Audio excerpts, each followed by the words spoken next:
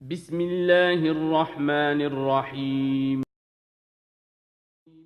يا أيها الناس اتقوا ربكم الذي خلقكم من نفس واحدة وخلق منها زوجها وبث منهما رجالا كثيرا ونساء واتقوا الله الذي تساءلون به والأرحام إن الله كان عليكم رقيبا. وآتوا اليتامى أموالهم ولا تتبدلوا الخبيث بالطيب ولا تأكلوا أموالهم إلى أموالكم إنه كان حوبا كبيرا. وإن خفتم ألا تقسطوا في اليتامى فانكحوا ما طاب لكم من النساء مثنى وثلاث ورباع فإن خفتم ألا تعدلوا فواحدة أو ما ملكت أيمانكم ذلك أدنى ألا تعولوا. ونصلي ونسلم على سيدنا ومولانا محمد رسوله النبي الأمين المكين الحنين الكريم رؤوف الرحيم. أما بعد، أعوذ بالله من الشيطان الرجيم. بسم الله الرحمن الرحيم. وأنكحوا الأيام منكم والصالحين من عبادكم وإمائكم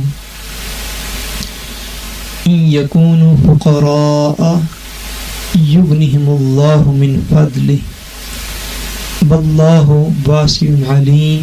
صدق الله العظيم. إن الله وملائكته يصلون على النبي يا أيها الذين آمنوا صلوا عليه وسلموا تسليما. اللهم صل على سيدنا ومولانا محمد وعلى آله وصحبه وبارك وسلم. اللهم صل على سيدنا ومولانا محمد وعلى آله وصحبه وبارك وسلم. الصلاة والسلام عليك يا رسول الله وعلى آلك وصحبك يا حبيب الله. اللہ تبارک و تعالی وحدہ لا شریک کا بے پایاں فضل و کرم اور احسان و انعام ہے کہ جس نے باعث تخلیق کائنات رحمت للعالمین شافع روز جزا حضور سیدنا محمد مصطفیٰ صلی اللہ علیہ وآلہ وسلم کے مبارک وسیلہ سے ہم سب کو دولت ایمان عطا فرمائی. اللہ تبارک و تعالی کما حقہ ہم اس دولت کی قدر کرنے کی توفیق عطا فرمائے.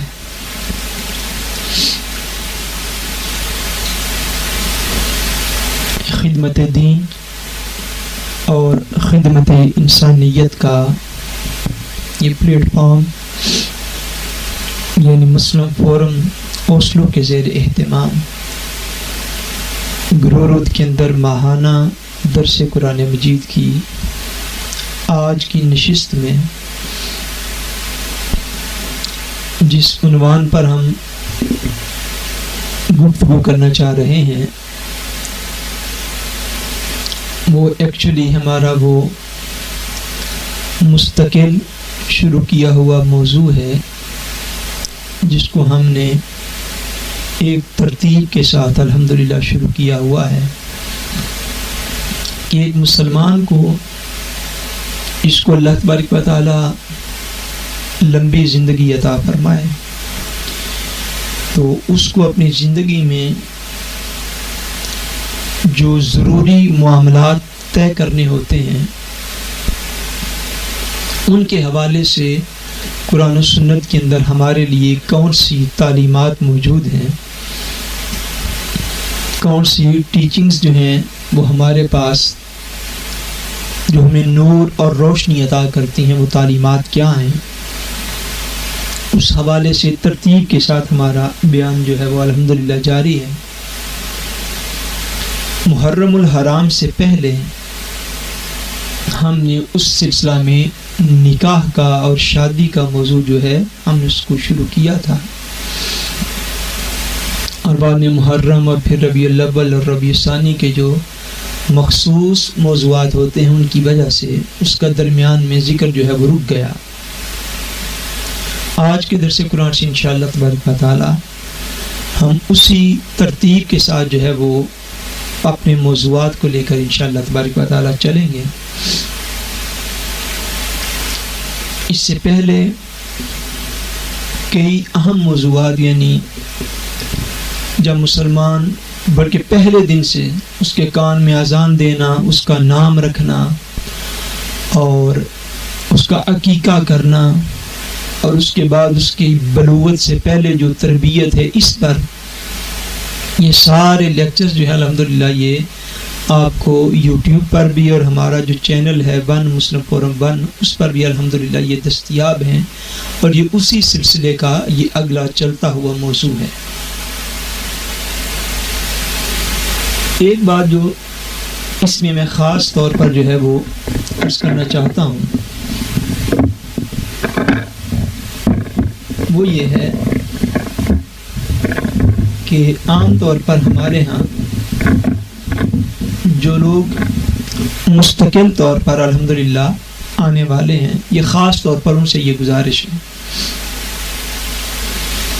یہ کام جو ہے یہ بالخصوص سب سے پہلے یہ آپ لوگوں کے لیے ہے، اور اس سے فائدہ اٹھانا یہ آپ لوگوں کا یہ بنیادی حق ہے، میں سمجھتا ہوں۔ جب کبھی ہمارے ہاں ہمارے دوست احباب جتنے بھی ہیں وہ اور آگے ان کے دوست احباب جو ہے وہ عام طور پر جب بچوں کا نام پوچھتے ہیں، کوئی نیا بچہ پیدا ہو تو فون کرتے ہیں کہ نام کیا رکھا جائے اور کیا نام رکھیں۔ تو اس سلسلے میں میں نے ان سے یہ گزارش کرنا تھی کہ اسلامی نام کے باقاعدہ عنوان سے ہمارا ایک لیکچر جو ہے وہ یوٹیوب پر دستیاب ہے، آپ ضرور فون کریں، آپ کا حق بنتا ہے اور ہمارا بنیادی فریضہ بنتا ہے۔ مگر جب آپ ایک بیسکلی معلومات آپ کے پاس ہوں گی تو اس کے بعد جب آپ پوچھیں گے تو پھر آئی تھنک آپ کی پوزیشن پوچھنے والوں کی اور ہوگی۔ بعض اوقات ایسا ہوتا ہے لوگ پوچھتے ہیں اور پھر ان کا اصرار بھی یہ ہوتا ہے کہ جس طرح کا ہم بتائیں اس دائرے کے اندر رہ کے آپ نام رکھیں، تو اس اصرار سے بہت بہتر ہے کہ آدھا گھنٹہ 40 منٹ نکال کر جو بیسکلی تعلیمات ہیں ہمارے پاس پہلے ان کو سن لیا جائے کہ اسلامی نام کسے کہتے ہیں اور وہ کرائٹیریا جو ہے وہ کیا ہے نام رکھنے کا، تو اس کے بعد پوچھا جائے تو زیادہ افادیت اور زیادہ فائدہ ہو سکتا ہے۔ بہرحال نکاح کے حوالے سے جس بات کو ہم ڈسکس کر چکے ہوئے ہیں وہ ہم نے پہلے لیکچر میں یہ عرض کیا تھا، ان رشتوں کا بیان کہ جن رشتوں کے ساتھ نکاح کرنا منع ہے دین کے اندر، ان کا تفصیلی بیان جو ہے وہ ہم نے کیا تھا۔ اور اگر کوئی بندہ دوبارہ سے اس کو رینیو کرنا چاہے اور پڑھنا چاہے تو قرآن مجید میں 4 سپارے کی اور 5 سپارے کی ابتدائی آیات اور 4 سپارے کی آخری آیات اور کچھ مقام جو ہیں وہ سورہ نور کے اندر ہیں، اس طرح کچھ احادیث پاک بارہ، وہ سارا ہم نے بیان کیا تھا کہ یہ رشتے ہیں جن کے ساتھ نکاح کرنا دین کے اندر حرام ہے، ان کا ہم تفصیلی بیان کر چکے ہوئے ہیں۔ آج کی گفتگو اس سے اگلا مرحلہ ہے اور وہ ہے نکاح کی فضیلت اور نکاح کے مقاصد، کہ نکاح کرنے کی فضیلت کیا ہے اور اس کی امپورٹنس بتیہیت یا اس کی مقصدیت جو ہے ایکچولی کہ نکاح کیوں کیا جاتا ہے اور کس سے نکاح کرنا چاہیے، نکاح کرنے کے لیے کون سا شخص جو ہے وہ زیادہ موزوں ہے کون سا بچہ اور کون سی بچی جو ہے وہ زیادہ مناسب ہے کہ اس سے نکاح کیا جائے. دین کی اتنی تفصیلی اور ڈیٹیل میں یہ تفصیلات ہیں کہ میں نہیں سمجھتا کہ ایک دو دراسات قرآن 2 گھنٹے کے بھی ہوں تو شاید ان میں بھی ان کا سرسری سا بیان بھی نہیں ہو سکتا چیزیں کہ تفصیلی بندہ بیان کرے. مگر جو بنیادی اور بیسکلی تعلیمات ہیں وہ یہ ہیں کہ دین کے اندر، اسلام کے اندر نکاح کرنا جو ہے یہ سنت موقدہ ہے. کیا ہے بولیے؟ سنت موقدہ ہے. حضور نبی کریم صلی اللہ علیہ وسلم کی پسندیدہ سنتوں میں سے ایک سنت ہے. آقا دو جہاں صلی اللہ علیہ وسلم نے ارشاد فرمایا، ابن اسحاق نے اس حدیث پاک کو روایت کیا ہے، حضور نے فرمایا النکاح سنتی فمن رغب عن سنتی فقد رغب عنی. حضور نے فرمایا بے شک نکاح جو ہے یہ میری سنت ہے، یہ میرا طریقہ ہے. فمن رغب عن سنتی، پس جس نے میری سنت سے منہ موڑا، فقد رغب عنی، پس اس نے مجھ سے منہ موڑ لیا. حضور صلی اللہ علیہ وسلم نے کئی مقامات ہیں جن میں حضور صلی اللہ علیہ وسلم نے اس امر کو بیان فرمایا ہے. کچھ الفاظ اور اسلامی اصطلاحات ایسی ہیں کہ جو چونکہ نکاح بلوغت کے بعد ہوتا ہے، بالغ اور بڑے لوگ جو ہیں اس کو توجہ کے ساتھ سنیں اور سمجھیں. جو چھوٹے نہ سمجھ پائیں وہ بھی بعد میں الگ سے بھی پوچھیں. یعنی یہ بات یاد رکھیں، خاص طور پر ہمارے یہاں کے نوجوان، اگر کسی بات کی یا کسی لفظ کی یا اصطلاح کی سمجھ نہ آئے تو اس کا حل یہ نہیں ہے کہ گھر جا کے کہہ دیں ہمیں بات کی سمجھ نہیں آئی. اس کا حل یہ ہے کہ آپ تنہائی میں دوبارہ آ کے پوچھیں. اس کا یہ حل ہوتا ہے. بہرحال اگر کسی شخص کو، جو فقہا نے اب اسلام قرآن و سنت سے مسائل جو اخذ کر کے بیان فرمائے ان میں یہ ہے کہ اگر کسی شخص کو غلبہ شہوت ہو اور وہ نکاح کرنے کی استطاعت رکھتا ہو، جنرلی حالات میں تو نکاح کرنا جو ہے یہ سنت میں سے ہے. لیکن اگر غلبہ شہوت ہو اور وہ اپنے آپ کو روک نہ پاتا ہو اور اس کے پاس مال موجود ہو تو اس کے لیے جو ہے نکاح کرنا بعض اوقات واجب ہو جاتا ہے. بعض اوقات پھر نکاح کرنا اس شخص کے لیے، ایسے شخص کے لیے واجبات میں سے ہو جاتا ہے. اور اگر غلبہ شہوت اتنا بڑا ہوا ہو طبیعت کے اندر، چونکہ اسلام نیچر اور فطرت کے مطابق دین ہے، اور ایسا ہوتا ہے اگر غلبہ شہوت کسی طبیعت میں اتنا بڑا ہوا ہو کہ اس شخص کو اپنے اوپر بدکاری کا خوف ہو، معاذ اللہ، کہ وہ اس غلبہ شہوت کے باعث بدکاری کر گزرے گا اور زنا کر گزرے گا، تو ایسے شخص کے لیے نکاح کا کرنا فرض ہو جاتا ہے. ایسے شخص کے لیے فوری طور پر نکاح کا کرنا فرض ہو جاتا ہے کہ وہ لازمی طور پر کرے اور جلد از جلد نکاح کو کرے. سو عام جنرل حالات میں، عام حالات کے اندر نکاح کرنا جو ہے وہ سنت ہے اور سنت موقدہ ہے. اس لیے چونکہ نکاح کرنا سنت ہے، سے ایک اور مسئلہ جو ہے وہ بھی اخذ ہوتا ہے. وہ یہ ہے کہ اگر اولاد اس عمر کو پہنچی ہوئی ہو کہ اس کا نکاح جو ہے وہ کیا جا سکتا ہو، اور والدین اس کو بار بار ترغیب دیتے ہوں گے بیٹے کو یا بیٹی کو کہ بیٹا نکاح کر لو، نکاح کر لو، نکاح کر لو، اور وہ بغیر کسی وجہ کے اڑ جائے، وہ اصرار کریں کہ کر لو، اور وہ بغیر وجہ کے اڑ جائے، نہیں میں نے نہیں کرنا، میں نے نہیں کرنا.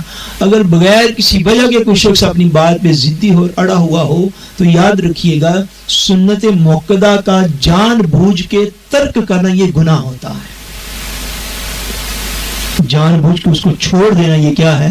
بولیے نا، کیا ہے؟ گناہ ہے. ایسا بچی اور بچہ ہمارے جو ماحول میں رہتے ہیں وہ ان باتوں پر ضرور توجہ دیں کہ اگر والدین اس بات کے اوپر اصرار کرتے ہوں کہ بیٹا تمہاری اتنی زندگی ہوگی، اتنی لائف گزر گئی تو اب نکاح کر لو، وہ بیٹی اور بیٹا خود ہی رکا رہے بغیر کسی وجہ کے، وجہ بھی خاص کوئی نہ اس کے پاس، اور وہ اڑ جائے نہیں جی ابھی میں چھوٹا ہوں، ابھی میں چھوٹا ہوں، ابھی میں میچور ہو لوں. یہ میچور کا بھی بڑا لفظ چلتا ہے، ابھی میں یہ کر لوں، ابھی میں یہ کر لوں.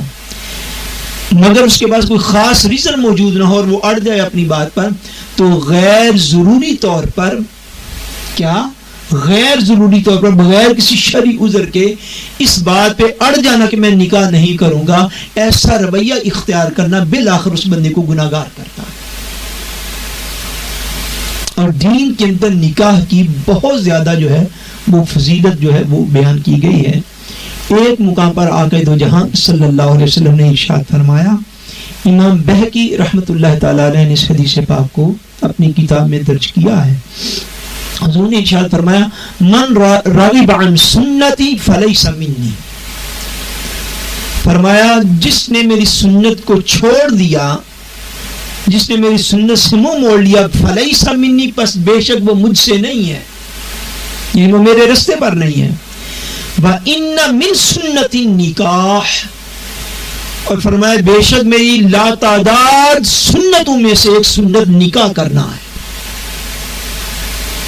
میری بے شمار سنتوں میں سے ایک سنت نکاح کرنا ہے۔ فَمَنْ أَحَبَّنِي فَلْيَسْتُنَّ بِسُنَّتِي، فرمایا پس جو شخص مجھ سے محبت رکھتا ہے وہ میری سنت پر عمل کرے۔ یعنی نکاح کی فضیلت آقا دو جہاں صلی اللہ علیہ وسلم نے بیان فرمائی، فرمایا جس کو مجھ سے محبت ہے، جو میرے راستے پر رہنا چاہتا ہے، جو میرے طریقے کاملہ پر چلنا چاہتا ہے، جو میرے طریقے کو فالو کرنا چاہتا ہے، مکمل طور پر 100% جو فالو کرنا چاہتا ہے، اور وہ اس راستے پر رہنا چاہتا ہے جو راستہ اہل دنیا کے لیے میں چھوڑے جا رہا ہوں، فرمایا سو وہ راستہ یہ ہے کہ میری سنتوں میں سے ایک سنت نکاح کر لینا ہے، میری سنتوں میں سے ایک سنت جو ہے وہ نکاح کرنا ہے۔ حدیث پاک کے اندر ایک یہ حدیث پاک ہے معروف، صحیح مسلم شریف کے اندر جو ہے یہ حدیث پاک ہے۔ حضرت انس بن مالک رضی اللہ تعالیٰ عنہ حضور کے صحابی جو ہیں وہ اس کی راوی ہیں، اور یہ بڑی توجہ کے ساتھ سمجھنے والے حدیث پاک آپ فرماتے ہیں حضرت انس رضی اللہ تعالیٰ عنہ ان نفر من اصحاب النبی صلی اللہ علیہ وآلہ وسلم سألوا ازواج النبی صلی اللہ علیہ وسلم عن عمله فی السر، آپ فرماتے ہیں حضرت انس کہ حضور صلی اللہ علیہ وسلم کے کچھ صحابی جو ہیں وہ حضور صلی اللہ علیہ وسلم کی بعض ازواج مطہرات کی بارگاہ میں حاضر ہوئے اور ان سے حضور صلی اللہ علیہ وسلم کی جو رات کی عبادات تھی ان کے متعلق پوچھا۔ جب آپ پڑھتے ہیں سنتے ہیں علماء سے، کتابوں میں پڑھتے ہیں حضور صلی اللہ علیہ وسلم کے یہ افعال اور اعمال حضور کے، کہ حضور رات کو کیسی عبادت کرتے تھے، یا تہجد کی کتنی رکعتیں پڑھتے تھے، یا رات کو آقا دو جہاں صلی اللہ علیہ وسلم کس طرح سوتے تھے، بستر مبارک کیسے ہوتا تھا، یا کتنی دیر آرام فرماتے تھے، کتنی دیر حضور صلی اللہ علیہ وسلم عبادت کرتے تھے، سو یہ ساری روایات جو ہیں ان میں سے اکثر و بیشتر حضور کی ازواج مطہرات کے ذریعے یہ علم حضور کی امت تک پہنچا ہے۔ سو اس لیے صحابہ کرام حضور کی بعض ازواج مطہرات کی خدمت میں حاضر ہوئے اور جا کے عرض کی کہ حضور کی رات کی عبادت جو ہے اس کے متعلق آپ ہمیں کچھ بتائیے۔ انہوں نے بتایا، اب جو بتایا ان سے جو بعض اصحاب نے نتیجہ نکالا اس کا بیان اس روایت کے اندر ہے۔ جب انہوں نے سنا اس کے بعد انہوں نے کیا کہا، فقال بعضهم لا اتزوج النساء، اب وہ چند صحابہ تھے، آئے سوال کیا، پوچھا، پوچھنے کے بعد وہ اکٹھے ہوئے، جمع ہوئے، اب انہوں نے جو نتیجہ نکالا وہ نتیجہ کیا ہے؟ بعض صحابہ نے کہا، صحیح مسلم شریف کی یہ روایت ہے، صحیح بخاری شریف کے اندر بھی ہے، متفق علیہ، بعض صحابہ نے یہ کہا لا اتزوج النساء، کہ آج کے بعد میں کسی عورت کے ساتھ شادی نہیں کروں گا۔ وقال بعضهم لا آکل اللحم، اور ان میں سے بعض نے یہ کہا کہ آج کے بعد میں گوشت نہیں کھاؤں گا۔ وقال بعضهم لا انام على فراش، اور ان میں سے بعض نے یہ کہا کہ آج کے بعد میں بستر پر سوؤں گا نہیں، بستر پر آرام نہیں کروں گا۔ فحمد اللہ، وَأَثْنَى عَلَيْهِ.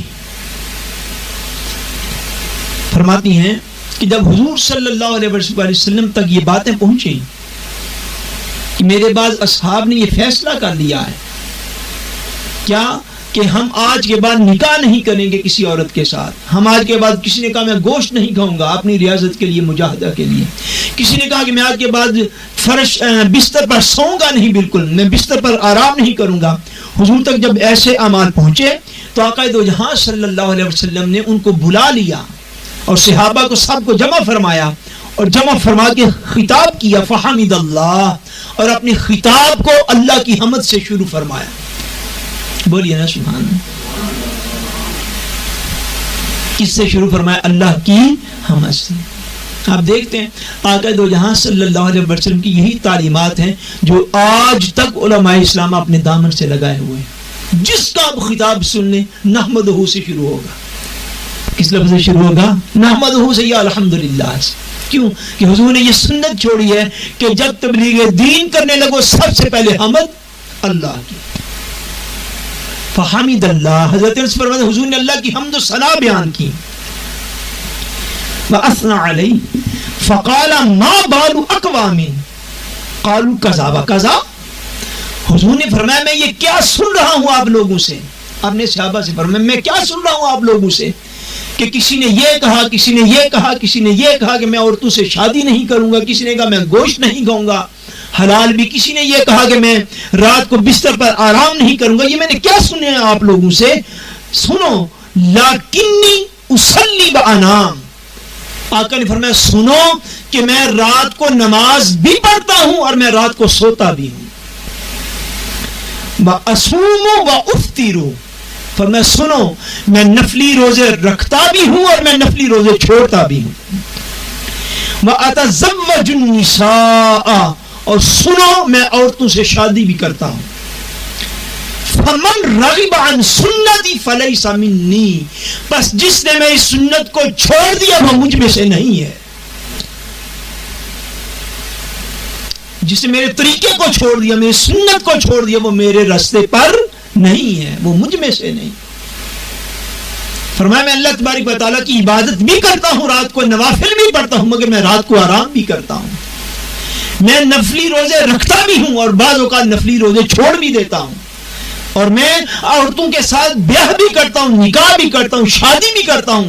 سنو یہ سارا کچھ میرا طریقہ ہے، میرا رستہ ہے. نہ تو میں ہمیشہ ساری رات عبادت کرتا ہوں نفلی، اور نہ ہمیشہ ساری رات سویا رہتا ہوں، نہ میں ہمیشہ مسلسل روزے رکھتا ہوں حتیٰ کہ میں کوئی روزہ بھی درمیان میں نہ چھوڑوں، اور نہ ہی میں نے کسی حلال چیز کو اپنے اوپر حرام کر لیا ہے، کچھ بھی نہیں. فرمایا سنو میں عورتوں سے نکاح بھی فرماتا ہوں.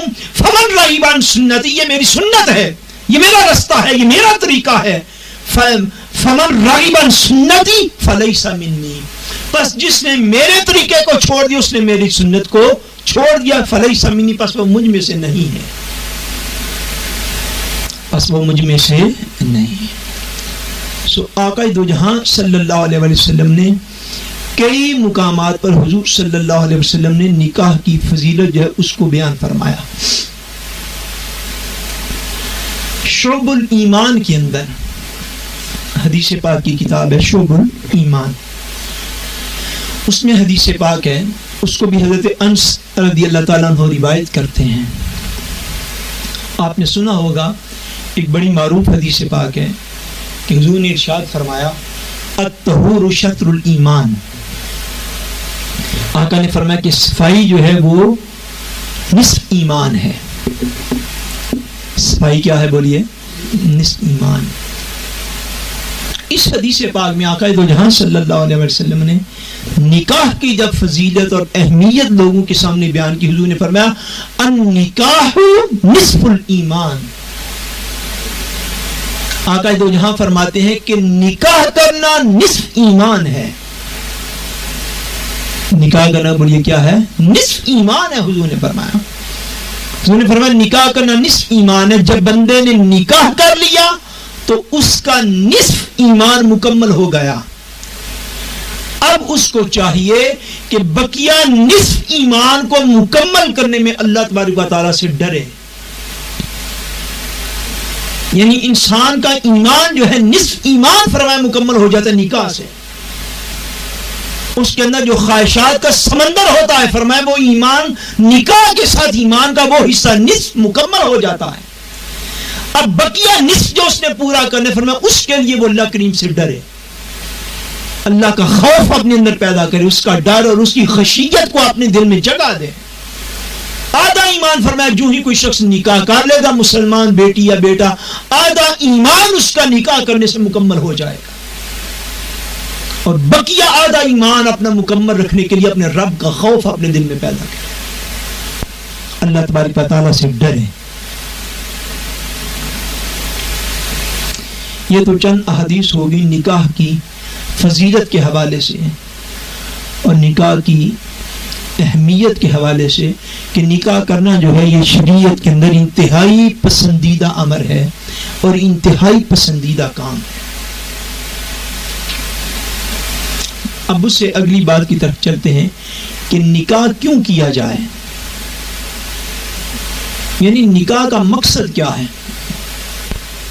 ہر کام کا کوئی نہ کوئی مقصد ہوتا ہے یا نہیں, بولیے کوئی بولیے نا, ہوتا ہے. اب نکاح کیوں کیا جائے, نکاح کرنے کا اسلام میں مقصد کیا ہے, اس مقصد کو بھی حضور صلی اللہ علیہ وسلم کے فرامین کی روشنی میں سمجھنا چاہیے کہ نکاح کا مقصد کیا ہوتا ہے. آقا دو جہاں صلی اللہ علیہ وسلم نے ایک مقام پر ارشاد فرمایا, اور یہ حدیث پاک بھی کئی کتب کے اندر یہ حدیث پاک آئی ہے, صحیح مسلم شریف کے اندر جو اس کی روایت ہے وہ میں عرض کر دیتا ہوں. حضور صلی اللہ علیہ وسلم نے ارشاد فرمایا, حضرت عبداللہ ابن مسعود رضی اللہ تعالیٰ عنہ اس حدیث پاک کے راوی ہیں, فرماتے ہیں قال لنا رسول اللہ صلی اللہ علیہ وآلہ وسلم یا معشر الشباب من استطاع منکم الباءۃ فلیتزوج فإنه اغض للبصر واحسن للفرج. فرمایا آقا دو جہاں صلی اللہ علیہ وسلم نے حضرت عبداللہ بن مسعود رضی اللہ تعالیٰ عنہ روایت فرماتے ہیں کہ حضور نے فرمایا, اے جوانوں, یا معشر الشباب, اے وہ لوگوں جو جوان ہو, جو ینگسٹرز ہو, تم ہو جو, وہ سنو, یا معشر الشباب, اے جوانوں, من استطاع منکم الباءۃ, فرمایا تم میں سے جو شخص اس بات کی استطاعت رکھتا ہو کہ وہ اپنا گھر بسا سکے, یعنی وہ جسمانی طور پر فٹ ہو اور مالی طور پر تھوڑا مضبوط ہو, تم میں سے جو اس بات کی استطاعت رکھتا ہو کہ وہ اپنے گھر کو بسا سکے, جو گھر بسانے کی طاقت رکھے, وہ کیا کرے, فلیتزوج, تو وہ نکاح کر لے. وہ کیا کرے, بولیے سارے بولیے, کیا کرے, نکاح کرے. تو نکاح کی حکمت کیا آگے بیان فرمائی, فرمایا فإنہ اغض للبصر, فرمایا نکاح کرے, کیوں کہ نکاح کر لینے سے آنکھوں میں حیا آ جاتی ہے, نکاح کر لینے سے آنکھوں میں حیا آ جاتی ہے. وَأَحْسَنُ لِلْفَرْجِ, اور انسان کی شرمگاہ جو ہے وہ گناہوں سے محفوظ رہتی ہے. یعنی نکاح کا مقصد کیا ہونا چاہیے, اس بات کو مسلمانوں کو ضرور سمجھنا چاہیے. نکاح کا مقصد یہ ہے کہ انسان میں نکاح کرنے سے حیا پیدا ہو. نکاح کرنے سے کیا چیز پیدا ہو, یعنی ہر چیز کا کوئی نہ یہ کام کروایا جا رہا ہے تو کیوں کروایا جا رہا ہے. نکاح کا مقصد یہ کہ اس سے حیا اور پاکیزگی جنم لے, اس سے عصمت کی حفاظت جنم لے, اس سے نگاہ کی پاکیزگی جنم لے, اس سے ذہن کی پاکیزگی جنم لے, اس سے انسان جو ہے وہ پاکیزہ لائف کی طرف جائے, پاکیزہ زندگی کی طرف جائے.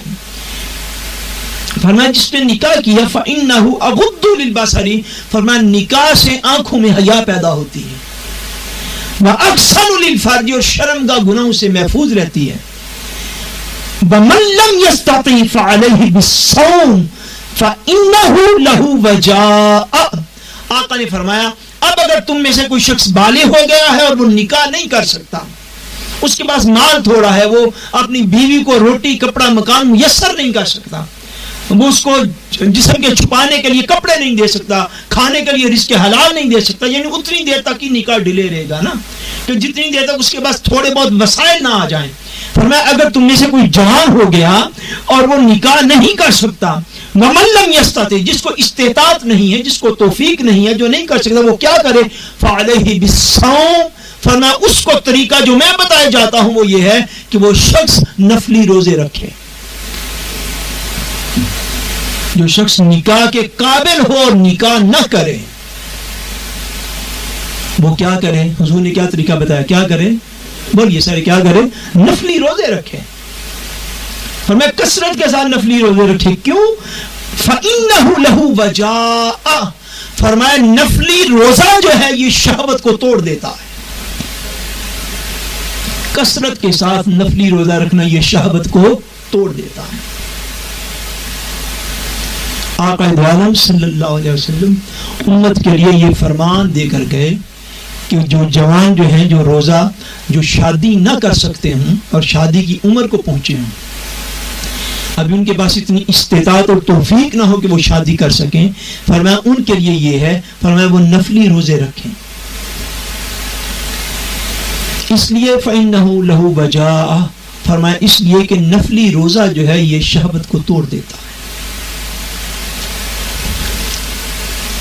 ایک تو یہ عالم، اب میرے ذہن میں بات آ رہی ہے، موضوع تو نہیں، ایک تو یہ عالم ہے کہ آقا دو جہاں نفلی روزوں کی طرف امت کی ترغیب دلا رہے ہیں امت کو، اور کہاں امت اس زوال کو جا پہنچی کہ اب علم کے نام پر اور ریسرچ کے نام پر لوگ مسلمانوں کو رمضان کا روزہ بھی پورا نہیں رکھنے دے رہے.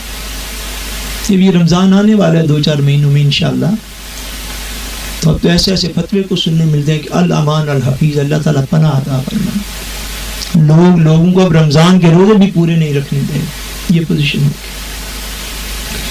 بہرحال نکاح کا جو مقصد ہے اس مقصد کو سمجھے. نکاح کا مقصد پاکیزگی حاصل کرنا ہے. نکاح کا مقصد کیا؟ بولیے سارے بولیے، کیا مقصد ہے؟ پاکیزگی حاصل کرنا، کہ انسان کی طبیعت پاکیزہ ہو جائے. حضرت عبداللہ ابن عباس رضی اللہ تعالیٰ عنہ حضور کے صحابی ہیں اور مفسر قرآن صحابی ہیں.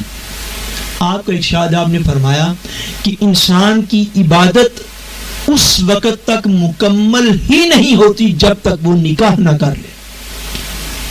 حضرت عبداللہ ابن عباس کا یہ فرمان ہے. فرمایا کہ انسان کی عبادت اس وقت تک مکمل نہیں ہوتی جب تک وہ نکاح اور شادی نہ کر لے. اس لیے جب وہ نکاح اور شادی کر لے گا تو اس کا سینہ جو ہے وہ وساوس سے محفوظ ہو جائے گا. جو شیطانی وسوسے اس کی طرف حملہ آور ہوتے ہیں ان سے محفوظ ہوگا، اور جب سینہ ان وساوس سے، ان خطرات سے پاک ہوگا، پھر اس کو جو عبادت الہی میں لذت آئے گی وہ غیر شادی شدہ میں نہیں آ سکتی. یہ حکمت ہے اس کی کہ فرمایا انسان کی عبادت مکمل اس وقت ہوتی ہے جب وہ نکاح کر لیتا ہے. جب وہ نکاح کر لیتا ہے. ہمارے معاملات معاشرے کے جو ہیں ان کو بھی ساتھ ساتھ سمجھنا چاہیے. ہمارے ہاں خاص طور پر میں سمجھتا ہوں عورتوں کے معاملات کے اندر بعض اوقات رویہ خراب ہو جاتا ہے ہمارا. خاص طور پر ایسی عورت جس کو اللہ نہ کرے کسی وجہ سے وہ طلاق اس کو ہو جائے یا وہ بیوگی کی زندگی میں ہو. ہمارے ہاں تو معاشرے کا کلچر ایک ایسا بن گیا، یاد رکھیے گا، اسلام جو ہے وہ پاکستانیوں یا پنجابیوں کے لیے نہیں ہے خالی. اسلام کو پنجابیوں کو یا پاکستانیوں کا دین نہیں ہے، یہ کل عالمین کے لیے ہے اور قیامت تک کے لیے ہے. اس لیے یہ ہماری کتنی خوش قسمتی ہے مسلمانوں کی کہ ہمارے پاس زندگی گزارنے کے لیے جو ٹیکسٹ ہے نا، وہ ٹیکسٹ ایک ہی ہے.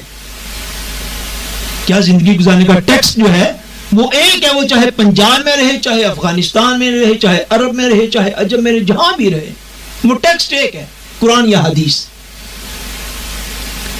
اب اس کا جب ہم مطالعہ کرتے ہیں تو ہمارے کئی جگہوں پہ ہمیں یہ نظر آتا ہے کہ ہمارا پاکستانی کلچر جو ہے پلس پنجابی کلچر جو ہے وہ ہمارا کلچر جو ہے وہ قرآن و حدیث سے ٹکراتا ہے بعض جگہوں پہ. حیرت ہے کہ ہمارے یہاں جو ہے وہ بعض اوقات بیوہ اگر عورت ہو جو اس کا نکاح کرنا معیوب خیال کیا جاتا ہے. اگر کسی کو طلاق ہو جائے اس کا نکاح کرنا معیوب خیال کیا جاتا ہے. اور حضور کے اصحاب نے جو حضور سے دین سیکھا تھا، اگر میں آپ کو وہ بتاؤں تو آپ کو پتا چلے کہ دین کیا تھا، اسلام کیا تھا اور حقیقت کیا تھی، اور وہ لوگ تقویٰ کے کتنا قریب تھے. اور ان لوگوں کے یہ فرمان ہے حضرت عبداللہ بن مسعود رضی اللہ تعالیٰ عنہ، ان کے عظیم فقہاء صحابہ میں سے ہیں. آپ کا یہ فرمان، آپ نے فرمایا کہ اگر میری زندگی میں 10 دن صرف رہ جائیں، کتنے دن؟ وہ یہ کتنے؟ 10 دن صرف میری زندگی میں رہ جائیں، اور ان 10 دنوں میں مجھے خبر ہو کہ 10ویں دن میرا انتقال ہو جائے گا، تو میں اس بات کو پسند نہیں کرتا کہ میں اپنے رب سے اس حال میں ملوں کہ میں بغیر شادی کے ہوں. فرمایا میں نکاح کے بغیر اپنے رب سے ملاقات پسند نہیں کرتا. اگر مجھے یہ خبر ہو کہ میری زندگی 10 دن رہ گئی ہے اور مجھے نکاح کرنا پڑے، فرمایا پھر بھی میں ضرور نکاح کو کروں، اس لیے میں پسند نہیں کرتا کہ اپنے رب سے اس حال میں ملوں کہ میں بے نکاح ہوں. اور ہمارے احوال جو ہیں وہ کیا ہیں؟ ہمارے احوال جو ہیں وہ یہ ہیں کہ ہمارے ہاں جوان عورت اگر بالفرض جو ہے وہ بیوہ ہو جائے یا طلاق یافتہ ہو جائے تو ہمارے ہاں اس کے اپنے ہی خاندان کے اندر بہت سارے لوگ مخالفت پہ اتر آتے ہیں. اِنَّا لِلَّهِ وَإِنَّا إِلَيْهِ رَاجِعُونَ، ایسا ہے دین کا فکر ہونے پہ اور ایسی بات ہونے پہ. حضور نبی کریم صلی اللہ علیہ وسلم نے نکاح کے مقاصد میں سے جو ایک اور چیز ایک مقام پر بیان فرمائی. سنن ترمذی شریف کے اندر یہ حدیث پاک ہے، اور سنن ابن ماجہ شریف کے اندر یہ حدیث پاک ہے. حضور نے فرمایا، حضرت ابو ہریرہ رضی اللہ تعالی عنہ نے اس کی روایت کی ہے. آپ نے فرمایا کہ آقا دو جہاں بولیے صلی اللہ علیہ وآلہ وسلم، حضور نے فرمایا کہ اللہ تبارک و تعالی نے 3 قسم کے لوگوں کی مدد اپنے ذمہ کرم پر لے لی ہے. اللہ تبارک و تعالیٰ نے اپنے کرم پر لازم کر لیا ہے کہ وہ 3 لوگوں کی ضرور مدد فرمائے گا. کن لوگوں کی؟ فرمایا سب سے پہلے اللہ کی راہ میں جہاد کرنے والا، اللہ کی راہ میں بولیے جہاد کرنے والا، اس کے راستے میں کوشش کرنے والا، اس کے دین کی خدمت میں محنت کرنے والا. اللہ نے اپنے ذمہ کرم پر اس کی مدد لازم کر لی ہے کہ اللہ کریم ضرور اس کی مدد فرمائے گا، حتیٰ کہ اللہ کی راہ میں اپنی جان کو پیش کرنے والا. دوسرا فرمایا وہ مکاتب جو اپنا بدلے کتابت ادا کرنے کی نیت رکھتا ہوں. یہ ہماری سوسائٹی کو چونکہ اس وقت یہ مسئلہ درپیش نہیں ہے، یہ غلاموں کے حوالے سے ہے، اس میں اس کی ڈیٹیل بیان نہیں کرتا، صرف اتنا ہے مکاتب اس غلام کو کہتے ہیں جو اپنے مالک کے ساتھ یہ ارادہ کر لیتا ہے کہ میں آزادی چاہتا ہوں، تم اتنے پیسے لے لو اور مجھے آزاد کر دو. یعنی فرمایا کہ جو غلام آزادی کے لیے وہ مانگ جاتا ہے، اللہ تبارک و تعالیٰ اس غلام کی مدد کو بھی اپنے ذمہ کرم پہ لازم لے لیتا ہے کہ اس کی مدد فرمائے گا. تیسرا فرمایا اور اللہ تبارک و تعالیٰ نے اس شخص کی مدد کرنا اپنے ذمہ کرم پر لازم فرما لیا ہے. کون سا شخص؟ فرمایا وہ شخص جو پاک دامن رہنے کی نیت سے نکاح کرنے والا، جو نکاح اس نیت سے کرے کہ وہ آئندہ پاک دامنی کی زندگی بسر کرے گا، جو شادی شہوات اور لذات کی وجہ سے خالی نہ کرنے والا ہو، جو محض لذت پرستی نہ کرنے والا ہو، جو محض شہوت پرستی نہ کرنے والا ہو، وہ نکاح اس نیت کے ساتھ کرنے والا ہو کہ وہ نکاح کے ذریعے اپنی آئندہ زندگی پاک دامنی سے بسر کرے گا.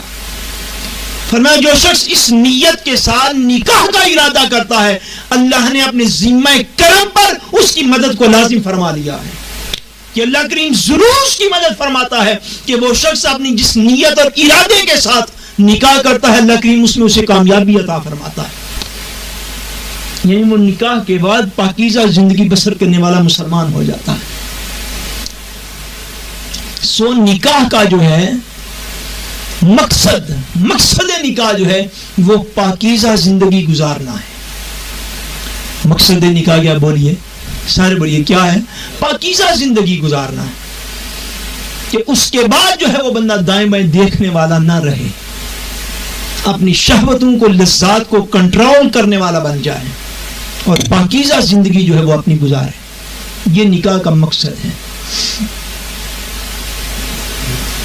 حضور نبی کریم صلی اللہ علیہ وسلم نے ایک اور مقام پر اس کو اور زیادہ وضاحت کے ساتھ حضور نے ارشاد فرمایا. فرمایا آقائے دو جہاں صلی اللہ علیہ وسلم نے، حضرت انس رضی اللہ تعالیٰ عنہ اس کے راوی ہیں، اور یہ حدیث پاک جو ہے المعجم الاوسط کے اندر جو ہے وہ موجود ہے، اور خاص طور پر یہ ان لوگوں کے لیے ہے، اگر ہمارا یہ پیغام کبھی ان مسلمانوں تک پہنچے جو کہ پاکستان میں خاص طور پر رہنے والے ہیں، تو وہ اس پر ضرور توجہ فرمائیں. اللہ غنی. یہاں پر بھی رہنے والوں کے لیے، سب کے لیے، اس میں آقا دو جہاں صلی اللہ علیہ وسلم نے فرمایا، حضرت انس فرمایا، حضور نے فرمایا، جس شخص نے کسی عورت سے اس کی عزت کی وجہ سے نکاح کیا، فرمایا جو شخص کسی عورت سے اس کی عزت کی وجہ سے نکاح کرے گا، اللہ اس شخص کی ذلت میں اضافہ کر دے گا. جو شخص کسی عورت کے مال کی وجہ سے اس سے نکاح کرے گا، اللہ اس کی غربت میں اضافہ کر دے گا. اور جو شخص کسی عورت سے اس کے منصب کی وجہ سے نکاح کرے گا، اللہ کریم اس کی پستی میں اور اضافہ کر دے گا. اور جو شخص کسی عورت سے اس وجہ سے نکاح کرے گا کہ اس کی نظر نیچی رہے، سبحان اللہ، سبحان. یہ اصل نکاح اور مقصد نکاح ہے. فرمایا جو شخص کسی عورت سے اس وجہ سے نکاح کرے گا کہ اس کی اپنی نظر نیچی رہے، یا اس کی شرمگاہ گناہ سے بچی رہے، یا رشتہ جوڑنے کے لیے نکاح کرے گا کہ اللہ کریم نے رشتوں کو جوڑنے کا حکم دیا ہے. فرمایا اگر کوئی شخص ان نیتوں کی وجہ سے نکاح کرے کہ اس کی نظر نیچی رہے، اس کی شرمگاہ گناہ سے محفوظ رہے، اور وہ رشتہ داری کو جوڑنے والا ہو، جو اس وجہ سے کرے گا، اللہ اس شخص کے نکاح میں اس مرد کو بھی برکت دے گا، اس عورت کو بھی برکتیں عطا فرما دے گا. کتنے نکاح ہیں جو مال کی وجہ سے اب ہونے لگ گئے. بھائی یا بہن میں نے دیکھا دنیا میں، دنیا سے چلا جائے، اس کی اولاد غریب رہ جائے، اس کے ساتھ امیر رشتہ دار بیاہ کرنے کے لیے تیار نہیں، غریب کے ساتھ شادی کرنے کے لیے تیار نہیں ہے. حقدار جن کے حق آپس میں خدا نے متعین فرما دیے ہیں، بہنوں بھائیوں کی اولادیں ہیں، وہ محض غربت کی وجہ سے ایک دوسرے سے شادیاں کرنے کے لیے تیار نہیں. کہ ہمارا سٹیٹس یہ ہے کہ ہم پراڈو پر چلتے ہیں، اس کا سٹیٹس یہ ہے کہ وہ موٹر سائیکل پہ رہتا ہے. ہمارا سٹیٹس یہ ہے کہ ہماری مارکیٹیں ہیں، اس کا سٹیٹس یہ ہے کہ وہ سرکاری اسکول میں ملازم ہے. یہ مال کے فرق کی وجہ سے فرمایا سنو، جو محض مال کی وجہ سے کسی سے شادی کرے گا، خدا تعالی اس کی غربت میں ہی اضافہ کرے گا. جو کسی سے اس وجہ سے شادی کرے گا کہ اس کی عزت کی وجہ سے کہ وہ عزت دار ہے اور میں تھوڑا معاشرے کا سٹیٹس رکھتا ہوں، بڑے سٹیٹس والے سے جا کے شادی کا فرمایا اس کی ذلت میں اضافہ کر دے گا. اور جو کسی کے منصب کی وجہ سے کرے گا، اس کی پستی میں اضافہ کر دے گا.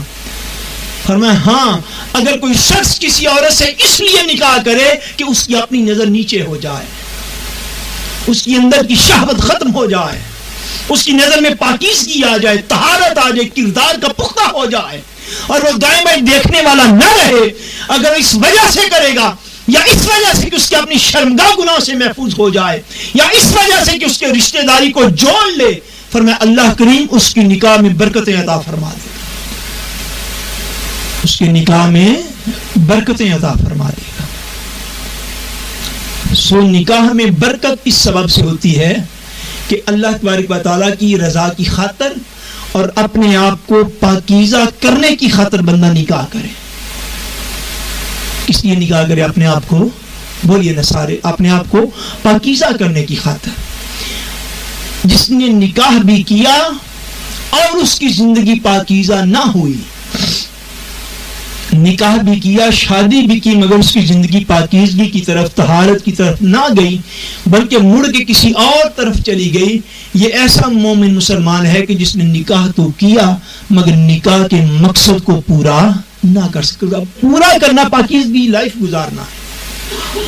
نکاح کا مقصد یہ ہے شہوات کو جو ہے وہ کنٹرول کرنا ہے، لذات کو کنٹرول کرنا ہے. اور مقصد نکاح یہ ہے کہ انسان جو ہے وہ زندگی میں پاکیزگی اور طہارت کے ساتھ زندگی بسر کرے.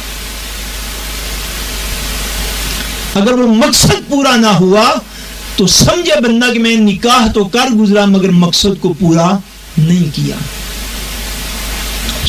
اس مقصد کی خاطر ہی بندے کو نکاح کرنا بھی چاہیے کہ جس سے بندہ جو ہے وہ مزید پاکیزگی کی زندگی گزارنے والا بن جائے. اب نکاح کے لیے آج کی گفتگو کی آخری بات جو ہے وہ میں عرض کر کے تو بات کو ختم کرتا ہوں.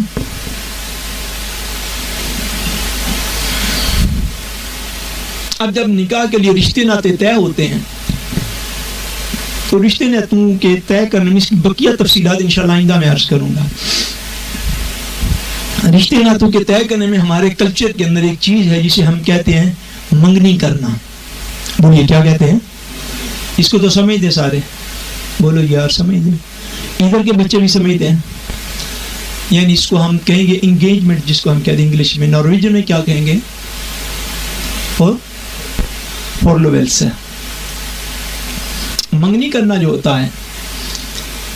اب بات جو ہے اس کے متعلق جتنی بھی تعلیمات جو ہیں وہ شریعت مطہرہ کے اندر موجود ہیں، اس میں حضور صلی اللہ علیہ وسلم نے اس چیز کے بھی آداب بیان فرمائے.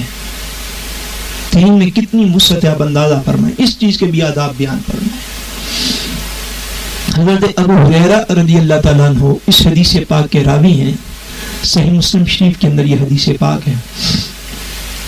یہ آقا دو جہاں صلی اللہ علیہ وسلم نے کچھ چیزوں کے آداب جو ہیں وہ بیان فرمائے.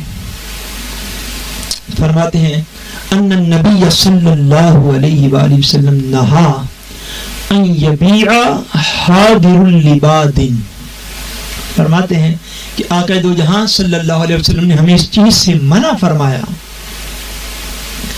کہ کوئی شہر میں رہنے والا گاؤں کے رہنے والے سے ریٹ شہر کا بتائے بغیر مال خرید لے. حضور نے ہمیں اس سے منع فرمایا. حضور نے ہمیں اس سے منع فرمایا کہ کوئی شخص گاؤں کا رہنے والا ہو، اپنا مال لے کر شہر آئے، کسی بڑی منڈی میں آئے اور اپنا مال وہاں پہ بیچنا چاہتا ہو. اس نے اتنا جو سفر طے کیا، صحبت اٹھائی، خرچہ اٹھایا تاکہ اس کا مال اچھا بکے. فرمایا اب جو میرا شہر کے اندر غلام رہنے والے مومن مسلمان، فرمایا اس کے لیے یہ میں جائز نہیں رکھتا. فرمایا وہ گاؤں سے آنے والے کو، دیہات سے، پنڈ سے آنے والے کو پہلے شہر کا ریٹ بتائے. کیا کرے؟ پہلے شہر کا ریٹ بتائے. فرمایا میرا امتی جو شہر میں رہنے والا ہے شہری، وہ گاؤں والے سے شہر کا ریٹ بتائے بغیر مال نہ خریدے. شہر کا ریٹ بتائے بغیر مال نہ خریدے. حضرت ابو ہریرہ فرماتے حضور نے ہمیں اس چیز سے منع فرمایا. اور کس چیز سے منع کیا؟ او یتناجشوا. فرمایا ہمیں حضور نے اس بات سے منع فرمایا کہ کوئی شخص کسی دوسرے شخص کو پھانسنے کی خاطر کسی چیز کی قیمت کو بڑھائے. حضور نے ہمیں اس سے بھی منع فرمایا. یعنی اب یوں کہنے کوئی بندہ شویپر ہے مگر وہ آرٹیفیشل شویپر بنا ہوا ہے، اس نے لینا دینا کچھ نہیں درمیان سے. نہ اس نے مکان لینا ہے، نہ اس نے گاڑی لینی ہے، نہ اس نے کوئی اور ایسی چیز لینی ہے. مگر اب وہ دو مل گئے ہیں آپس کے اندر. وہ یہ چاہتا ہے کہ میری چیز 1 لاکھ کی بکے. اب وہ ایک طرف اپنا ہی بندہ بٹھا کے بولی کو بڑھائے جا رہا ہے. اس طرح کی بھی کردار کی کمزوری ہمارے اندر بدقسمتی سے پائی جاتی ہے. ایک طرف اپنا ہی بندہ بیٹھا ہوا ہے وہ جو خود ہی بولی کو بڑھا رہا ہے تاکہ دوسرا شخص اس بولی پر پھنس جائے جو وہ سیلگر جو وہ چاہتا ہے، جو بیچنے والا چاہتا ہے. مثلا ایک شخص نے مکان لینا تھا 1 ملین کا یا 2 ملین کا، کیا لیں آج کل 1 ملین کی کیا مثال دینی ہوئی. ملین میں تو اب کمرہ نہیں ملتا یہاں. 2 ملین کا کسی نے مکان لینا تھا. اب جو بیچنے والا ہے اس کو پتا چلا کہ فلاں شخص خریدار ہے مکان کا، وہ دینا چاہ رہا ہے، یوں کہہ لیں 16 لاکھ دینا چاہ رہا ہے، 17 لاکھ دینا چاہ رہا ہے.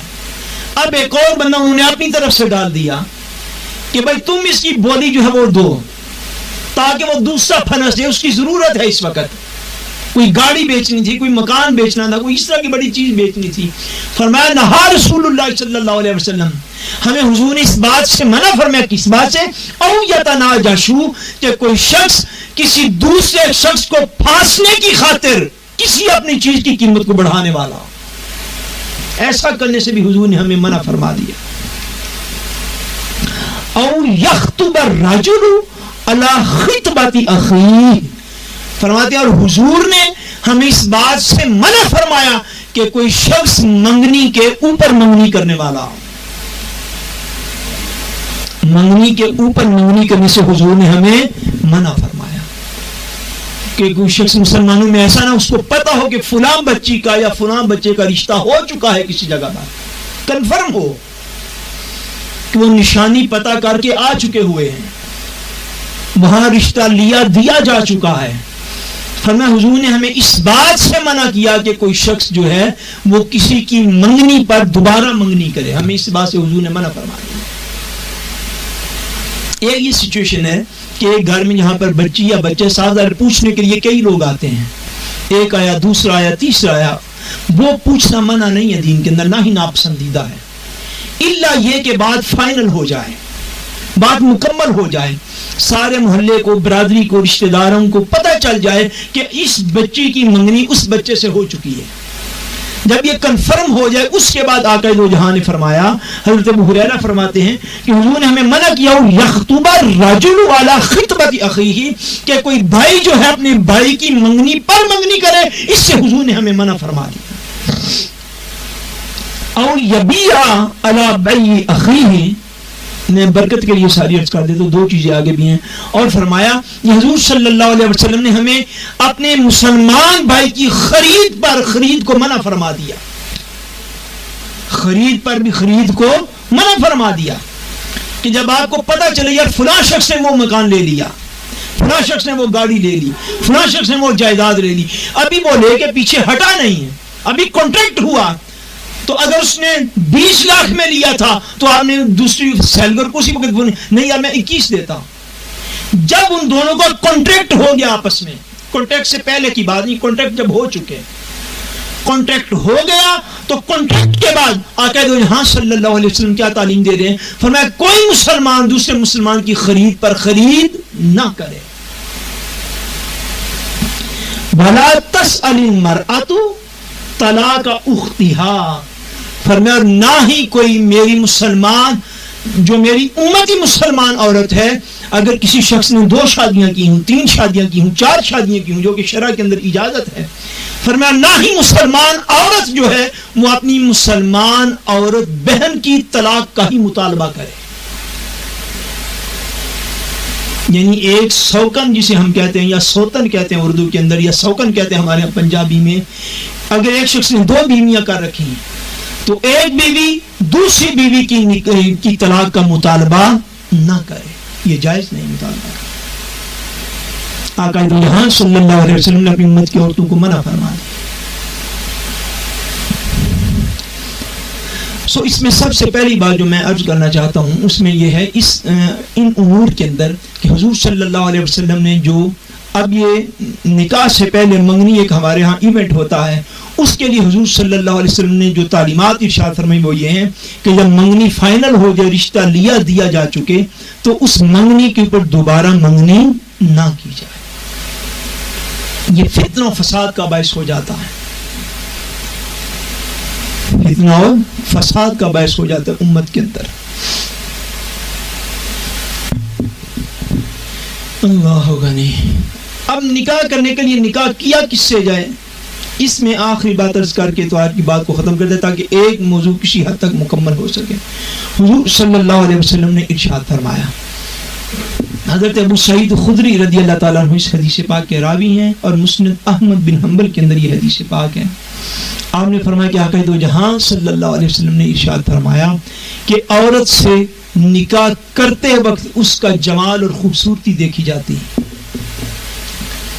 اور اس کا مال دیکھا جاتا ہے اور اس کا اخلاق اور اس کی دینداری دیکھی جاتی ہے۔ اس حدیث پاک میں 3 چیزیں ہیں اور صحیح بخاری شریف اور صحیح مسلم شریف کی حدیث پاک میں 4 چیزوں کا ذکر ہے۔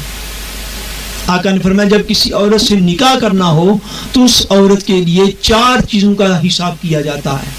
ایک حضور نے فرمایا اس کے مال کو دیکھا جاتا ہے. کس چیز کو؟ اس کے مال کو. دوسرا فرمایا اس کے حسب کو دیکھا جاتا ہے. کس چیز کو؟ حسب کو، یعنی اس کے باپ دادا کو دیکھا جاتا ہے کہ وہ کس شریف خاندان سے اور کس اسٹیٹس سے تعلق رکھتی. تیسرا فرمایا اس کے حسن و جمال اور خوبصورتی کو دیکھا جاتا ہے. اور چوتھا قاعدہ یہاں صلی اللہ علیہ وسلم نے ارشاد فرمایا کہ اس کے دین اور اخلاق کو دیکھا جاتا ہے. بس جس شخص کو دین اور اخلاق مل جائے فرمایا باقی ساری چیزوں کو چھوڑ دے. یہ سٹینڈرڈ اور معیار حضور نے عطا فرمایا. فرمایا 3-4 چیزیں ہیں جو رشتہ داری کے وقت دیکھی جاتی ہیں. کسی کا مال دیکھا جاتا ہے، کسی کا حسن و جمال دیکھا جاتا ہے، کسی کا حسب نسب دیکھا جاتا ہے، اور فرمایا کسی کا دین دیکھا جاتا ہے. فرمایا اگر تمہیں دین مل جائے، اگر اخلاق مل جائے تو تم دین اور اخلاق کو پکڑ لو اور بقیہ چیزوں کو چھوڑ دو. پھر حسن و جمال کی پرواہ نہ کرو، پھر مال و دولت کی پرواہ نہ کرو، پھر سٹیٹس کی، حسب و نسب کی پرواہ نہ کرو. اس لیے آقا دو جہاں صلی اللہ علیہ وسلم نے جو اپنی امت کے لیے معیار اور سٹینڈرڈ چھوڑا ہے وہ اس دنیا کے مال کو نہیں چھوڑا. حضور نے اس کا سٹینڈرڈ اور معیار جو ہے دنیا کے اندر حسن و جمال کو نہیں چھوڑا. اس لیے یہ ساری چیزیں ایک وقت میں حسن ہے، دوسرے وقت میں وہ بدصورتی ہو جاتی ہے. ایک وقت میں حسن کے چرچے ہوتے ہیں، زندگی میں وہ وقت آتا ہے کہ جس کو دیکھنے کے لیے ہزاروں نگاہیں بےتاب تھیں، ایک وقت آتا ہے کوئی دیکھنے والا نہیں رہتا. ایک وقت میں بندہ مالدار ہوتا ہے، اللہ کریم معافی دے، پھر وہ وقت آتا ہے کہ بندہ مال سے محروم کر دیا جاتا ہے اور غریبوں کے اندر اس کا نام لکھ دیا جاتا ہے. ایک وقت ہوتا ہے حسب نسب سٹیٹس بڑا کچھ نظر آتا ہے، مگر کہیں تخت پر بیٹھنے والے تختہ دار پر لٹکتے ہوئے یہاں پہ نظر آتے ہیں. جاگیردار غربت میں تبدیل ہو جاتی ہے سارا کچھ. اگر کوئی چیز مستقل ہے، فست ہے، پرماننٹ ہے، وہ چیز محض دین ہے. وہ کیا ہے؟ وہ محض دین ہے، وہ اخلاق ہے. فرمایا جس کو دین اور اخلاق مل جائے وہ باقی ساری چیزوں کو چھوڑ دے. ایک جگہ کی بات نہیں ہے، یورپ کے اندر کئی جگہوں سے ایسی باتیں آپ کو سننے کو ملے گی. تھوڑا سا پہلے میں نے بھی ایک بات سنی، میرے دل کو بہت افسوس ہوا، میں آپ کو بیان نہیں کر سکتا کہ مسلمان بیٹوں نے جو یورپ کے اندر رہنے والے ہیں انہوں نے اپنی شادیوں کے لیے یہ شرطیں لگا رکھی ہیں کہ ہماری بیوی جو ہے وہ حجاب نہ کرتی ہو. اِنَّا لِلَّهِ وَإِنَّا إِلَيْهِ رَاجِعُونَ. ایسی سوچ کر مصطفیٰ کریم یہ معیار دے کے گئے امت کو کہ دین ملے تو ہر چیز کو بھول جانا. اور امت اس نہج میں جا پہنچی ہے، اس زوال اور پستی کا شکار ہو گئی ہے امت کہ امت کہتی ہے جو حضور کے دین پر عمل کرنے والی بچی ہو ہم اسے رشتہ کرنے کے لیے تیار.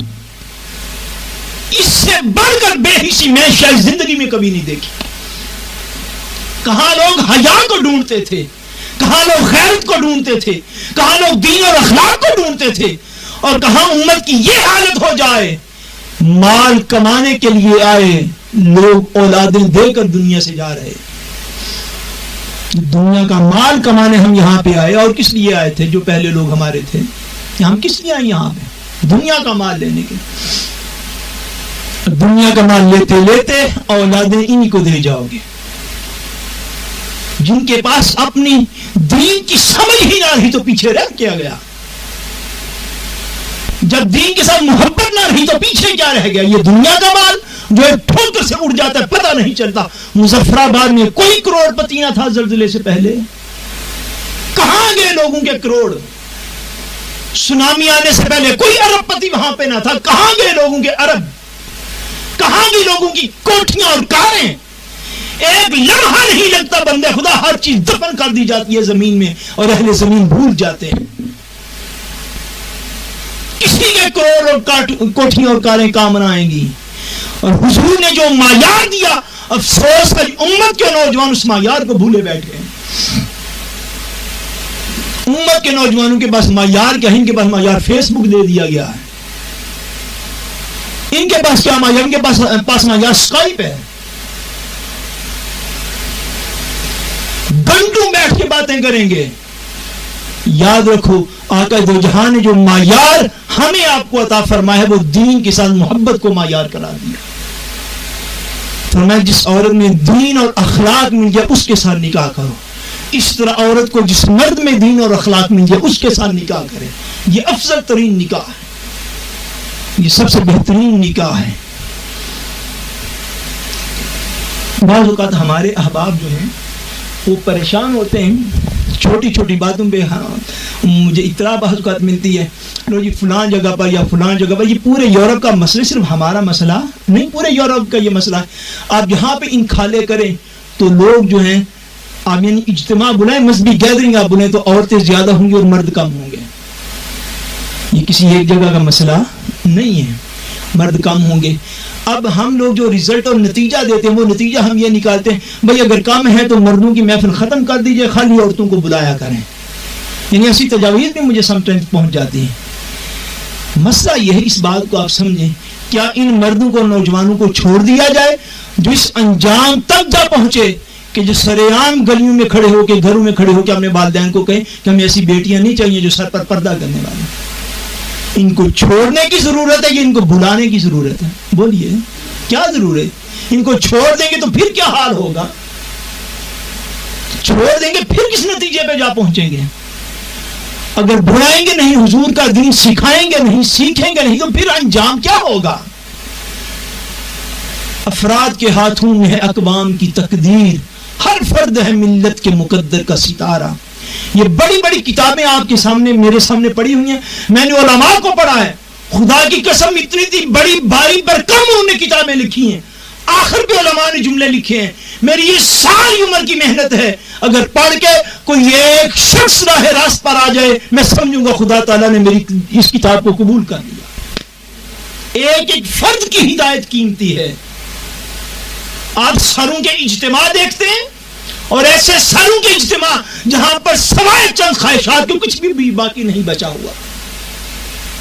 ایک شخص کو اگر ہدایت مل جائے, خدا کی قسم آقا دو جہان مولا علی المرتضیٰ کو فرمایا علی جاؤ خیبر والوں کی طرف, مگر تلوار اٹھانے سے پہلے میرا دین انہیں پیش کرنا. اگر ایک شخص نے تمہارے کہنے پر میرا دین قبول کر لیا, فرمایا سرخ اونٹوں کے ملنے سے بہت بہتر ہے. دنیا کا مال ملنے سے ایک شخص کی ہدایت بہت بہتر ہے. دنیا کی عزت ملنے سے ایک شخص کی ہدایت بڑی بہتر ہے. دنیا کا رکھ رکھاؤ ملنے سے ایک شخص کی ہدایت بڑی بہتر ہے. اس لیے جب نوجوان اس ذلت اور پستی میں جا گرے کہ اسلام پر عمل کرنے والی بیٹی کو پسند نہ کرتے ہوں, تو واللہ رات کی نیند بھی مومن کی حرام ہو جانی چاہیے. کہ ہم نے دیا کیا اپنی قوم کو؟ سوائے جھگڑوں کے, سوائے فتنہ اور فساد کے ہم کیا دے سکیں آج کے دن تک؟ سوائے ان باتوں کے جو 20 سال پہلے جن مراکز میں جو جھگڑے تھے 20 سال گزر گیا بھی وہی جھگڑے ہیں. یہ کچھ دیا ہم نے؟ جس شخص کو اللہ تعالیٰ توفیق دے, خدا کے لیے اپنی دین کی محنت اور کوشش کو نہ چھوڑو. اللہ کے نبیوں نے قوم سے مارے کھانے کے باوجود دین کی دعوت کو نہیں چھوڑا. دین کی دعوت کو نہیں چھوڑا. کیوں نہیں چھوڑا؟ اس لیے کہ کسی ایک شخص کا بھی راہ ہدایت پہ آ جانا دنیا اور معافی کی ہر چیز ملنے سے بہت بہتر ہوتا. آقا جہاں صلی اللہ علیہ وسلم نے جو معیار دیا, آپ نے امت کو فرمایا کہ دیندار سے نکاح کرو. کس سے نکاح کرو؟ بولیے. دیندار عورت سے جس کا دین زیادہ اعلیٰ ہو, جس کا اخلاق زیادہ اعلیٰ ہو. اور حدیث پاک میں ہے بہقی شریف کے اندر آقا نے فرمایا اذا اتاکم من ترضون دینہ و امانتہ فزوجوہ. فرمایا جب تمہیں کوئی ایسا شخص نظر آ جائے, بیٹی یا بیٹا, جس کا دین اور امانت تمہیں پسند ہو, فرمایا فزوجوہ, تو فوری طور پر اس سے نکاح کر لیا کرو. تو فوری طور پر اس سے نکاح کر لیا کرو. الا تفعلوہ, اگر تم نے ایسا نہ کیا, یعنی دین کو ترجیح نہ دی نکاح کے اندر, اگر تم نے ایسا نہ کیا, الا تفعلوہ تکن فتنۃ فی الارض وفساد کبیرہ. آقا نے فرمایا لوگوں اگر تم نے ایسا نہ کیا کہ دین کو ترجیح نہ دی نکاح کرتے ہوئے, اگر تم نے عقائد کو ترجیح نہ دی نکاح کرتے ہوئے، اگر تم نے دین کو ترجیح نہ دی، ایمان کو ترجیح نہ دی، اعمال صالحہ کو ترجیح نہ دی، دین اسلام کو اگر ترجیح نہ دی، کیا ہوگا؟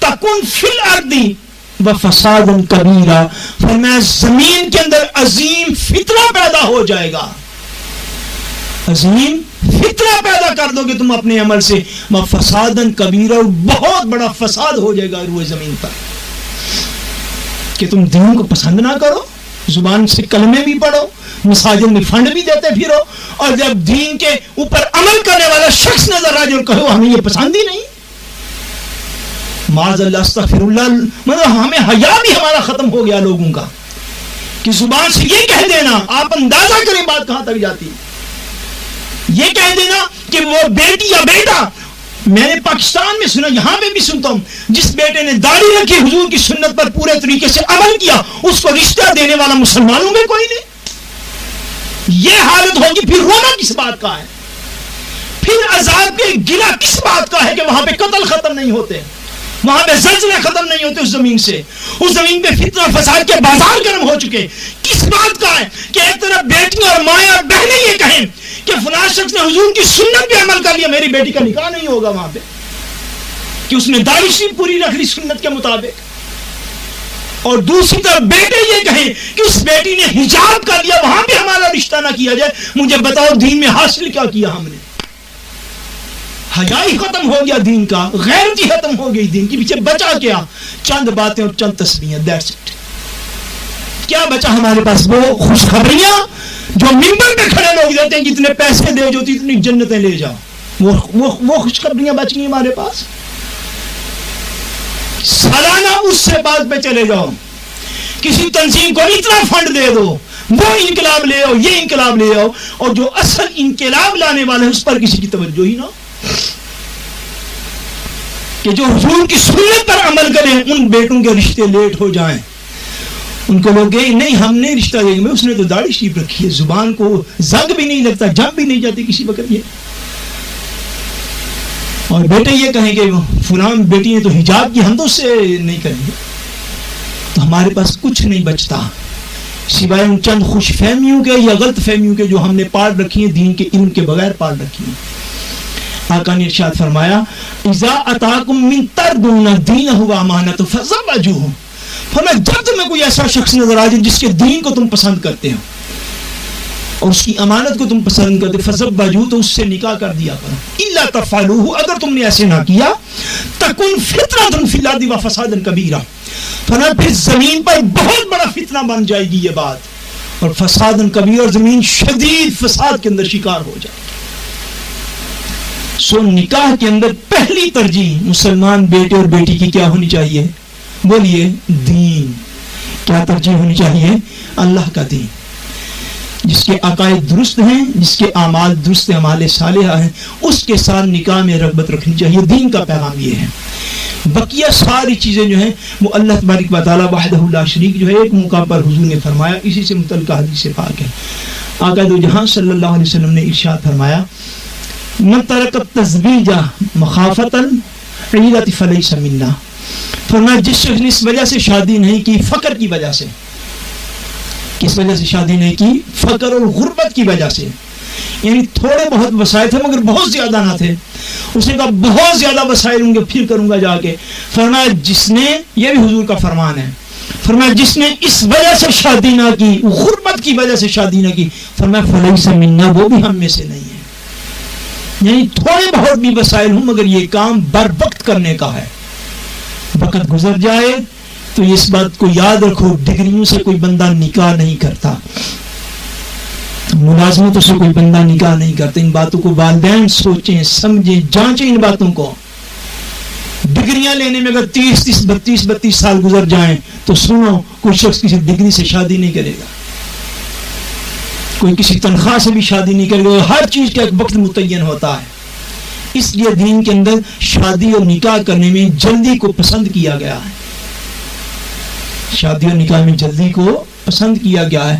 فرمایا اگر بہت زیادہ تم یہ اندیشہ ہے تم بڑے غریب ہو، مسکین ہو، تمہارے پاس بالکل نہیں مال کوئی نہیں، اور بہت زیادہ مال آئے گا تو تم کرو گے، فرمایا نہیں، اتنا انتظار مناسب نہیں۔ فرمایا جسے غربت میں فقر کے خدشے کی بنا پر، غربت کے خدشے کی بنا پر شادی نہیں کی، فلیس منا، وہ بھی ہم میں سے نہیں۔ اللہ تبارک و تعالی ہم سب کی اصلاح فرمائے اور ہم سب کا خاتمہ بالایمان فرمائے، اور حضور صلی اللہ علیہ وسلم کی دی ہوئی تعلیمات پر کما حق ہو زندگی کے تمام تر معاملات میں عمل کی توفیق عطا کرے۔ وما علینا الا البلاغ المبین۔ یا میں نے تو یہ ابھی پڑھا ہے، صافدار ہے، لیکن اس کا ایک حصہ تو بلکہ میں بیان کر چکا ہوں۔ اب مجھے پتہ نہیں کہ اگر جب سوال ایک موضوع پہ زیادہ آنے لگے تو اسے ہم اندازہ کر لیتے ہیں کہ کمیونٹی اور معاشرہ کس طرح کو جب وہ چل پڑا ہوا ہے۔ یہ لکھا اگر کسی لڑکے کی منگنی ٹوٹ جائے اور جس لڑکی نے منگنی توڑی اس نے وجہ یہ بتائی کہ تمہارا قد مجھ سے چھوٹا ہے، اور اس بات پر اسے تانے دیے اور احساس کمتری دلایا، اور اس کے بعد وہ لڑکا نکاح کرنے سے ہمیشہ کے لیے انکار کر دے تو اس کا کیا حکم ہوگا؟ یہ بات جو ہے یہ ہمیشہ یاد رکھیں کہ کسی بھی انسان پر اس کی تخلیق کے اعتبار سے اعتراض نہیں کیا جاتا اور نہ ہی کرنا چاہیے۔ انتہائی غیر مناسب ہے۔ کسی کا قد بڑا ہے یا چھوٹا ہے تو جس کا بڑا ہے اس کا اپنا قد بڑے ہونے میں اس کا کوئی کمال نہیں ہے، جس کا چھوٹا ہے اس کا چھوٹے ہونے میں اس کا کوئی قصور بولیے نہیں، جس کا رنگ سفید ہے یا وہ خوبصورت ہے تو اس کی خوبصورتی میں اس کا کوئی کمال نہیں، جس کا رنگ تھوڑا سیاہ ہے یا خوبصورت نہیں ہے تو اس کی بدصورتی میں اس کا کوئی قصور نہیں۔ یہ اللہ تبارک و تعالیٰ کی پیدا کی ہوئی چیزیں اسی طرح، اس لیے اس وجہ سے کسی کو آر نہ دلانی چاہیے۔ سورہ الحجرات کے اندر احکام ہے اس چیز کے، ہم نے گزشتہ ہفتے فیس بک پہ وہ شیئر کیے وہ لیکچر جو ہیں۔ ایسا بالکل بہت ہی معیوب ہے کہ بندہ کسی کو اس کے جسمانی نقص پر تانا دے، بہت بری بات ہے، اسے ہمیشہ گریز کرنا چاہیے۔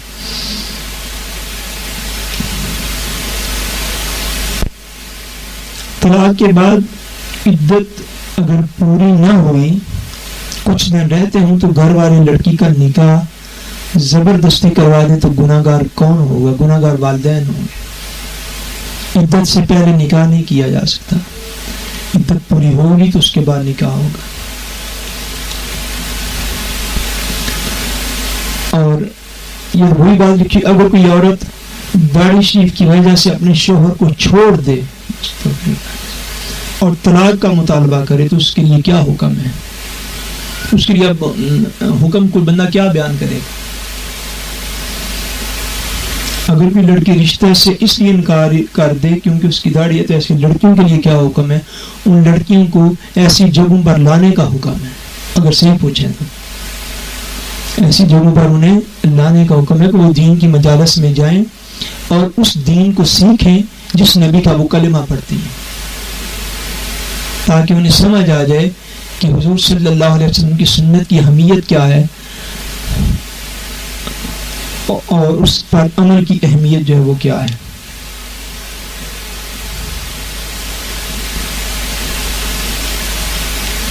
چلو ساتھ ساتھ اچھی خبریں بھی آتی رہتی ہیں ماشاءاللہ۔ لکھا ہے کہ ترجمے ہمارے ہاں جو ترجمے قرآن کی کلاس چلتی ہے اس میں ایک بیٹی آتی ہے تو اس نے جو ہے وہ حجاب شروع کر دیا ہے۔ ماشاءاللہ اللہ کریم بڑی برکتیں عطا فرمائے اور بیٹی کو استقامت عطا فرمائے۔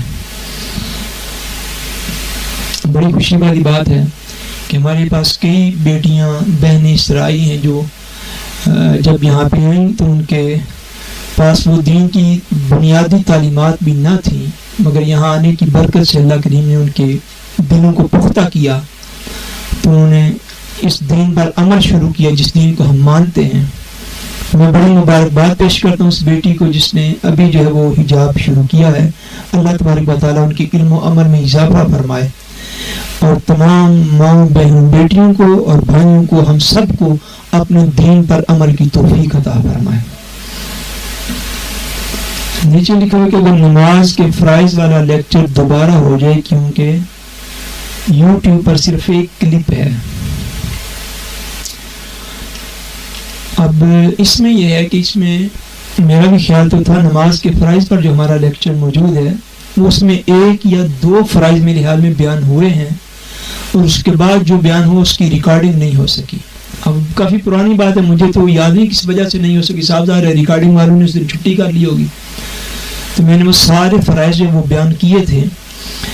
تو ابھی اس کا حل جو ہے وہ یہی ہو سکتا ہے میرے پاس کہ اگر اللہ کریم موقع دے اور رمضان شریف آئے تو پھر رمضان شریف میں کسی دن, جو کہ وہ 28-30 دن پورا بیان ہوتا ہے, کسی دن نماز کے فرائض جو ہے وہ دوبارہ بیان کر دوں تو ان کی ریکارڈنگ ہو سکے. اگر درمیان میں کہیں موقع ملا تو کوشش کریں گے, ادروائز انشاءاللہ تبارک و تعالی رمضان المبارک میں کریں گے. ابھی ہم نماز عصر پڑھ لیں تو